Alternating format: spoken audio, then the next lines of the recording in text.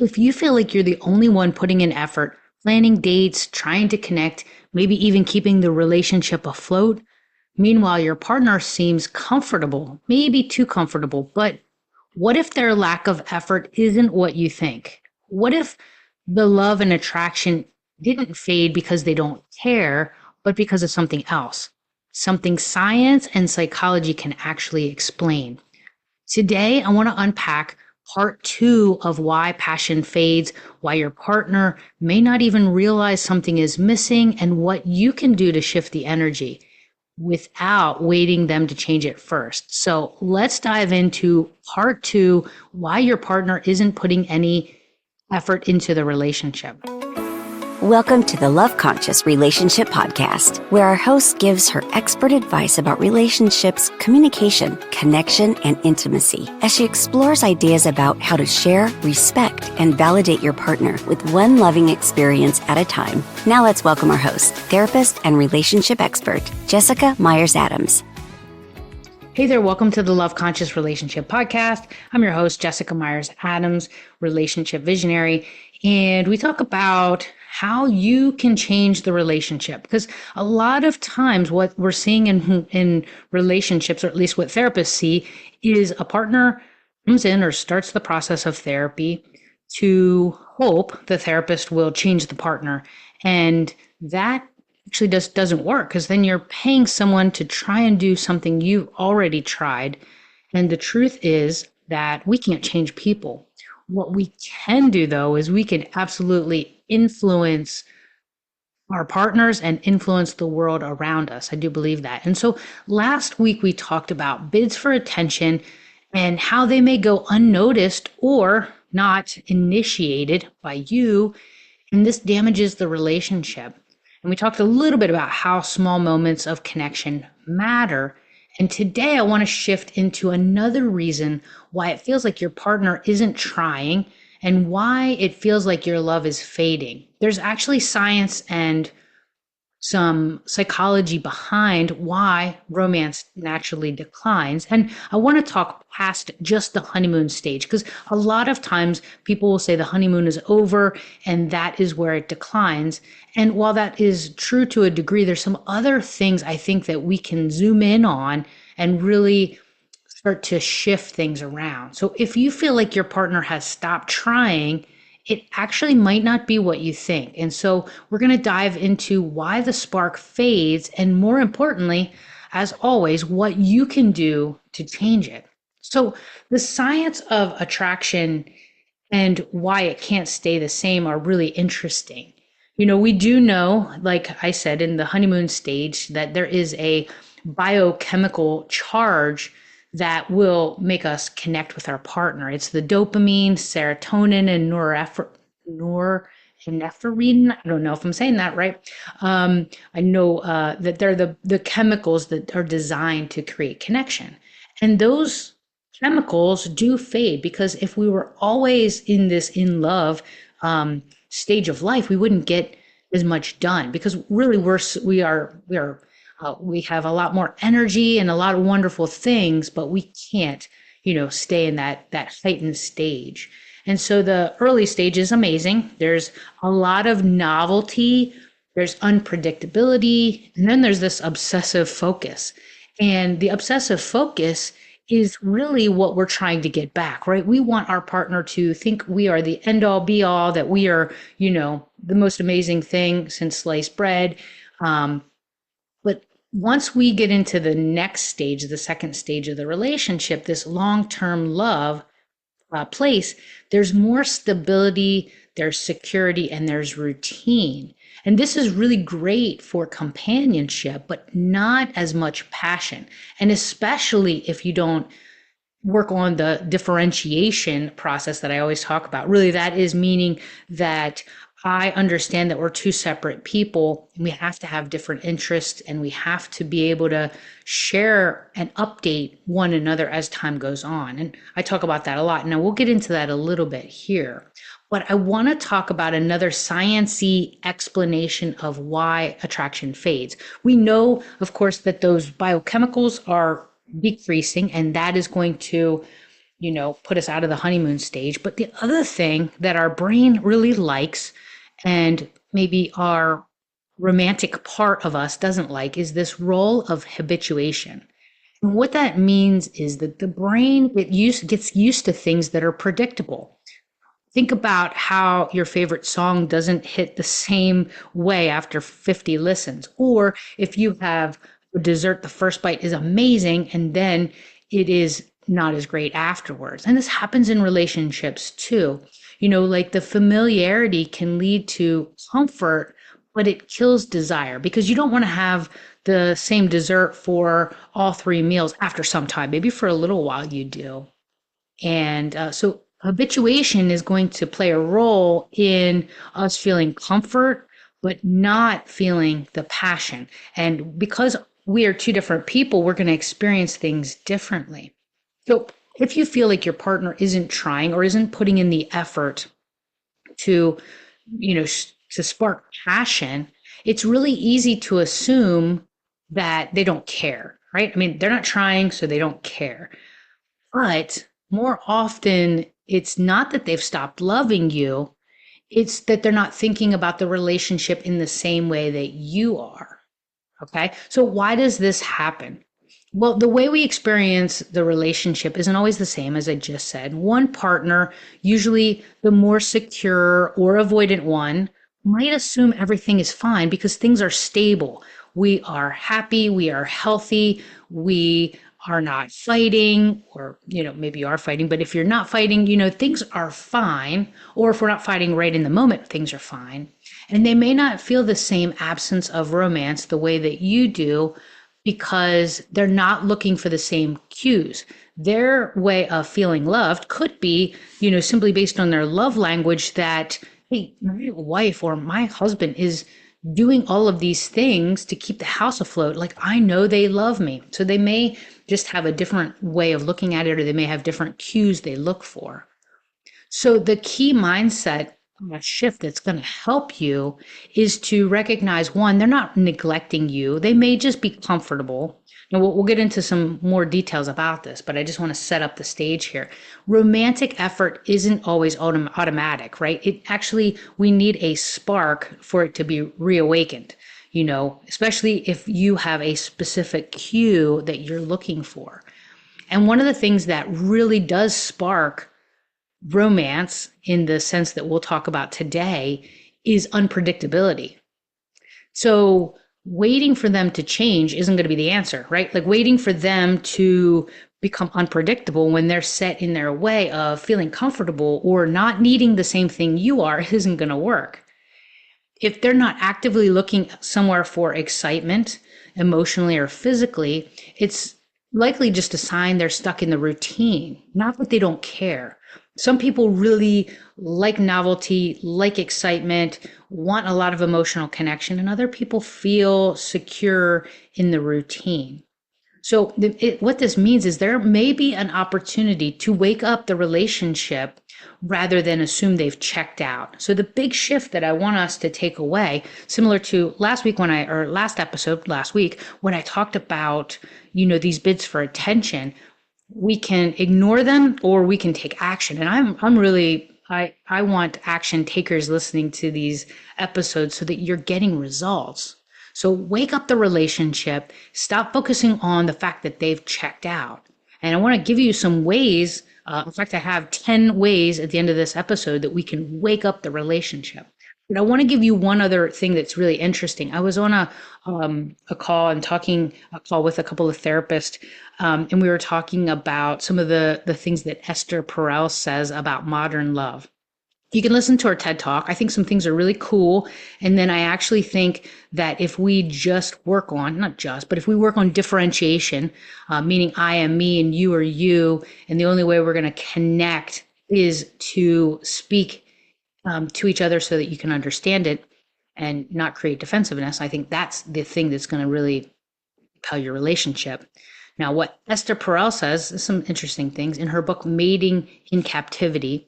She challenges the way that we view love and marriage and long-term relationships. And she argues that modern relationships carry an impossible weight. She says that we expect one person to fulfill our emotional needs, our physical and our psychological needs. And this is something that was unheard of in most of human history. So she says that the idea of romance is novel, is new, and this is a problem for us in society. So to go a little further, here's what she says. She says there was this shift from just a practical union of marriage, and then this romantic ideal was introduced, and that is where we get some of the problems. And one of the things that I can appreciate about this idea is, and I talk about this, I wrote about it in my book, and I talk about it a lot, is, and experienced it. Let me be honest, I experienced it. I thought that when you fell in love, then you had this magical thing that lasts forever, and it's the fairy tale. Like, how does the fairy tale end? That oh shucks, what's the word? But like that we're happily ever after, right? That's the thing. I meet my mate, and I'm going to live happily ever after. Now, I am living happily ever after, but my idea of this romantic ideal was actually maybe closer to what she said, where my partner's going to be the end all be all, do all things, friend, lover, all of these things. So here's what she says. She says that marriage was not about love in the past. It was about survival. It was an arrangement that two people made, and that was for, social structure or for economic stability or a family alliance. That was why people married in the past. There wasn't you loved your partner, you were kind of paired with someone. And romantic love, if it happened or if it existed, it was actually separate from your marriage. So affairs, well, Perel says, passionate affairs and extramarital lovers were common in a lot of cultures because marriage wasn't seen as this place where passion belonged. And, when I watch some of the, movies with knights and kings, I can see what she's talking about. And she says that romanticism is a new phenomenon, kind of like the 18th and 19th century. And this gave us a new idea of love. And it introduced the idea that passion and emotional connection are the foundation of the relationship, whereas before the foundation was this idea of economics. And she says the problem is that while romance and love is glorified, that it was little like not a lot was understood about what happens after passion dies. She's talking about what happens after the honeymoon stage. And, my mentor and the work that I've continued after Ellen Bader, I think really we're talking about the same thing. After the honeymoon stage, there needs to be a second stage of the relationship. And so for me, it's about differentiation, and it's about, making sure that we are doing what we can for ourselves and checking in with our partner. So it's the two piece. It's not just one, like I need my partner to do this for me. So we need to know what happens after the passion fades. I agree with what she's saying there. So the modern expectation that continues into the second stage, which people don't know or don't really think about. Oh, the honeymoon's over. We're into our more stable part of the relationship. But we expect our partner to be, as I mentioned, our best friend, our lover, our therapist, our emotional support system, adventure buddy, soulmate, business partner, all of these things. Like I'm expecting all of this from my partner. And I fall into that camp too sometimes, but I think over the years doing this work, I really do know that I have certain people that will do this and certain people will do that. Historically, the roles were spread out in communities, friends, extended family, guides, mentors, lovers outside of the relationship. And, instead of putting this all into one person, which creates a lot of pressure because, if you think about it, I'll give you one example from my marriage. I, have a spiritual practice of meditation. I went to a yoga retreat last weekend, and I was telling my wife that we were doing, yoga nidra, and she didn't know what that was. And so I was telling her it's kind of like hypnosis / laying down sleep yoga. And I said, we did it for 45 minutes. And she was like, oh God, 45 minutes.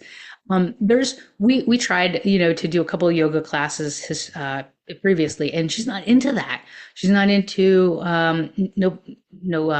well, maybe there's just discernment or judgment about that. But I like to scuba dive. What if your partner doesn't want to scuba dive? What if your partner doesn't want to do yoga? What if they're not into, I saw a couple this week where the wife is doing this amazing charity work, and she said, we are doing this project. And I was like, hey, husband, do you also agree we're doing this project? And what part is I for the wife, and what part is we for the relationship? And she described that her we are doing this is basically he's helping carry things and set up and do some promotion. So I think it's getting clear about, what is you individually doing and what is your partner. And so going back to what I was talking about, we expect our partner to be all of these things. Well, they are not going to be able to be sometimes they're definitely not going to be able to be a therapist. I think you need a therapist or a mentor or someone, a wise friend who's been on the path ahead of you to help you. So Esther Perels describes this paradox. There's two parts of it. One, we want security, comfort, and deep emotional intimacy.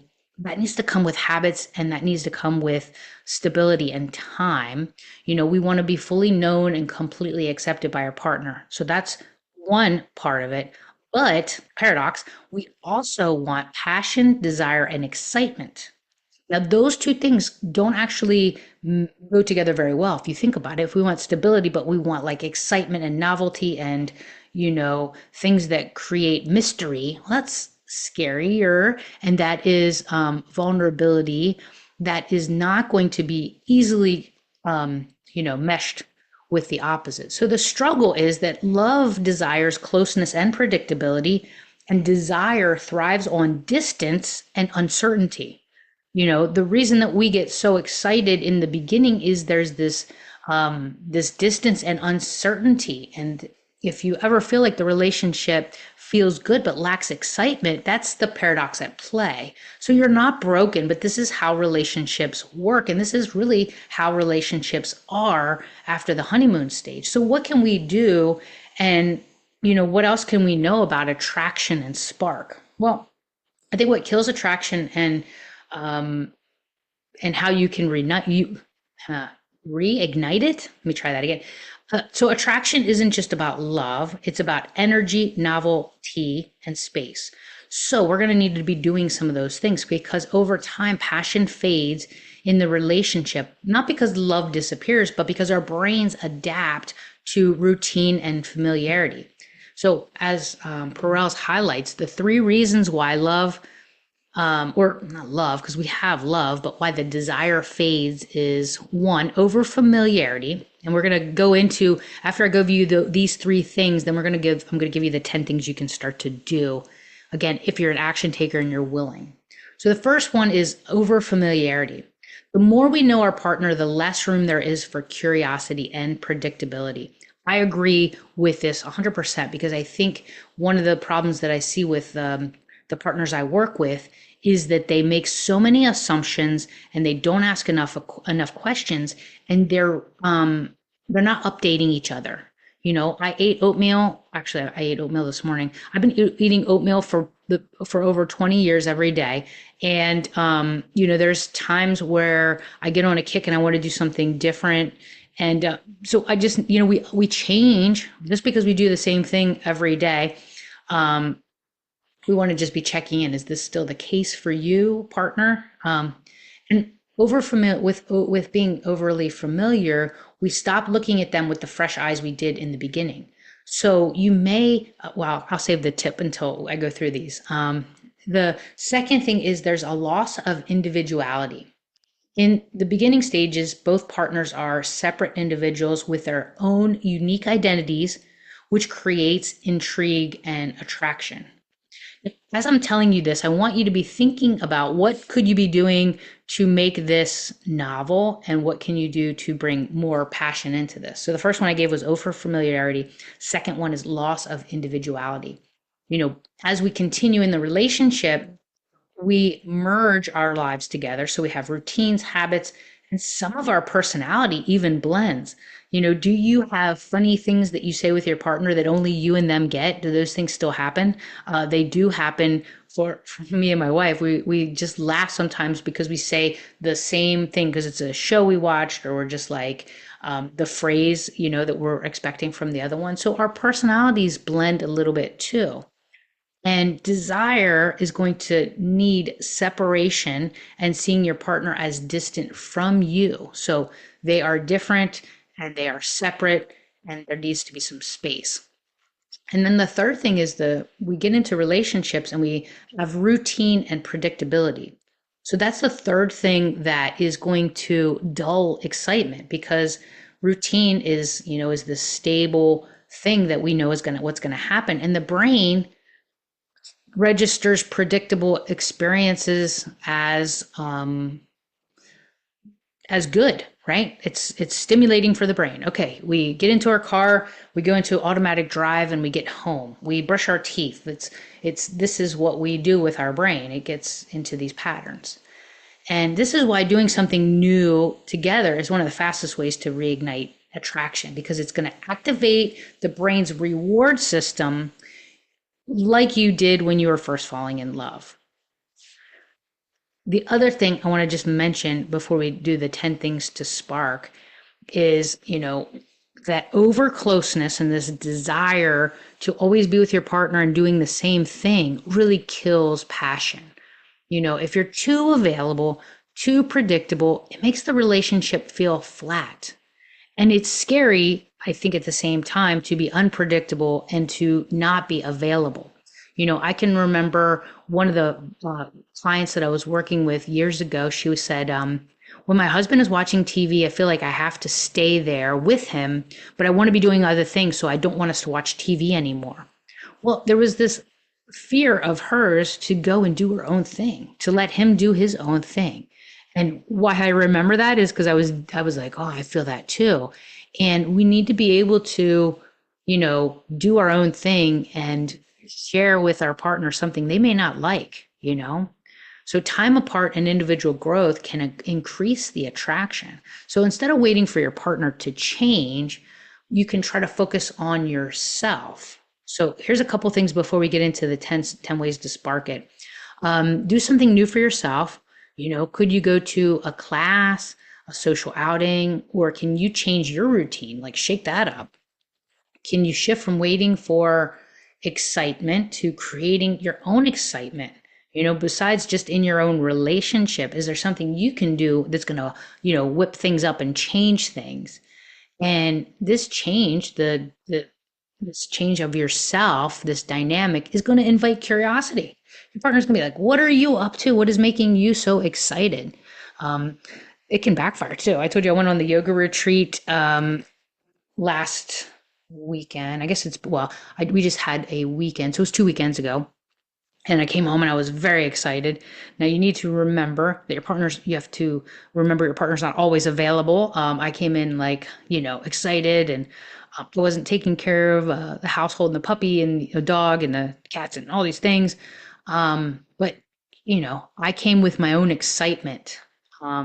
So here's some things that you can try. I'm going to invite you to pick one of these and really see what happens. See if it creates something for you. If not just for yourself, it might create something for the relationship. Because we know that since we know why love and passion pull in opposite directions, the goal isn't to fix your relationship, but to have some balance and excitement. Because if you just try to have all excitement, then you're not going to feel as secure. Again, that paradox, you have to find ways to sometimes feel secure and sometimes feel the, sometimes feel the excitement. Sometimes we have to go back to the stability and habituation, right? So number one, I already mentioned this, I think, is create space for individuality. So give each other room to grow as individuals. Ask your partner what they like to do, what their interests are, their hobbies or their experiences that make them feel fulfilled, and encourage that. Encourage them to try something, tell them you want to try things, and don't be so well, I'm not going to say don't be afraid. Face the fear and walk through it. But, tell your partner they may not like it because they might like that stability and be leaning on that. So if you're like, hey, I want to do this and this, they may feel like you're pulling away, but that is actually going to be just what you need. Because a paradox, right, is that two things are the same, two things can be true at the same time. Like when I surrender, I become very powerful. That's amazing, right? So it's a paradox. So create space for your individuality and encourage that. Number two, see your partner in a new light. Out in the world, thriving on their own. This can reignite your attraction. Just watch them, how they're handling something. Listen to the words they're using and the maybe their authoritative way. Like I listen to my wife at work and I'm like, wow, she's really she's so different at work than she is here. Or, just like trying to see them in a different way. Number three, disrupt the routine and break predictability. So you may see your partner in a new environment, go somewhere else, travel, create an adventure. We got some adventure cards for Christmas, like places you can go and you scratch it off. It was for local state, but I know that there's some, different things you can try. You could do order like a paint class for at home or something like that. But, you could just disrupt what you normally do on Fridays instead of just getting pizza and coming home and watching your TV show. Like, see what you could do, change where you have conversations, ask them to go to coffee, even though you can brew coffee in your own house, go for a walk in a new place. So try something that's different. Number four, introduce mystery and novelty. And I think a lot of these are overlapping, but I'm going to try to give you specifics in each category. Stop assuming that you know everything about your partner and be curious. One of the ways that I like to do this is I was telling a couple this week, those cards that ask you a question, where is a place that you'd like to go that you've never been? And your partner says Hawaii, and then you shuffle the card to the next one. Nope. Go back to that card. Where's the place you want to go? Hawaii. And then ask them, oh, when you said Hawaii, when did you start thinking you wanted to go to Hawaii? Oh, when I was 10, my family talked about it and I've wanted to go ever since. Oh, what did your family? So you go into that specific, topic deeper. I know that I used to use those 21 questions like they were done in 21 seconds, and so you want to see if you can get to know something else. Like try with one of those questions to ask 5 questions and not bullet like one after another rapid fire questions, because that means you're not listening. And I could do that too. Guilty, I mean.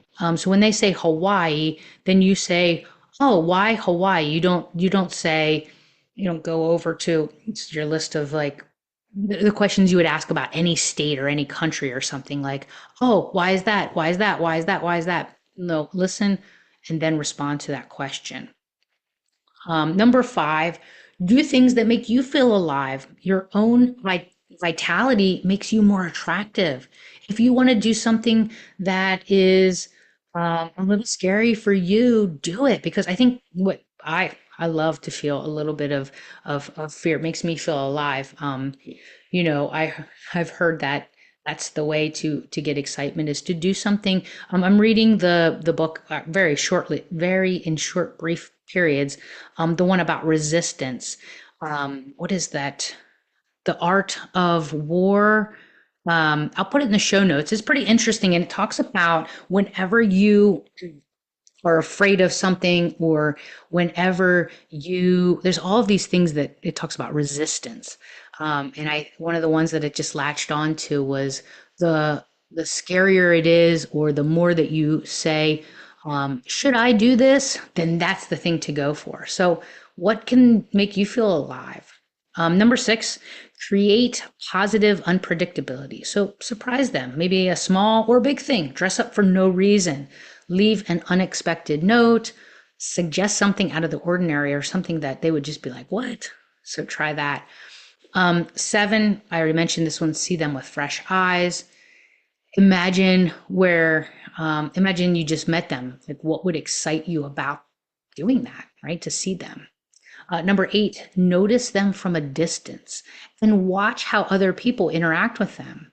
Like, watch their strengths and their quirks. A lot of the women I've worked with over the years say they get like irritated because their partner is different with their friends than they are with you. That's actually good. They are in a different environment. And so watch and see what they do and see how they talk. And then number 10 is flirt again. So remember how you talked when you were dating? Bring back that playfulness and the compliments, and try to prioritize novelty and doing things together. You might go to a restaurant or try a hobby. I mentioned that.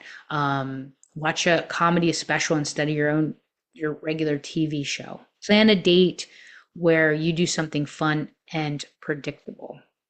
So I hope that list has been helpful. We covered a good bit of ground, and this might be a listen again kind of podcast episode, but I want to underline 2 really important things. Number 1, when it feels like your partner isn't trying, maybe they feel comfortable and they don't realize something's missing. They actually feel really good with you. Maybe they assume love equals security rather than excitement. That's number 1. Hope that has been clear for you. And then number 2, more important than waiting for them to change, instead of doing that, shift the energy, do something for yourself.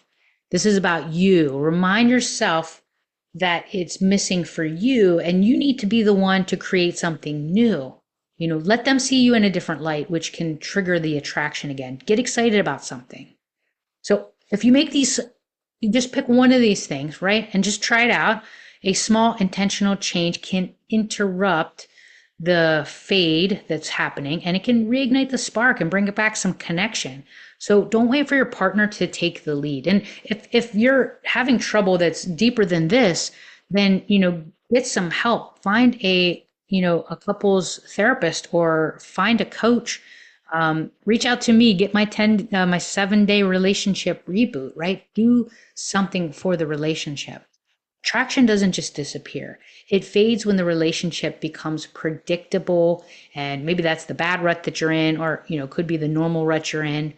And if you feel like your partner isn't putting effort in, then disrupt things. Bring back some energy. And it could be energy for starting some couples work, right? So I hope this has been helpful.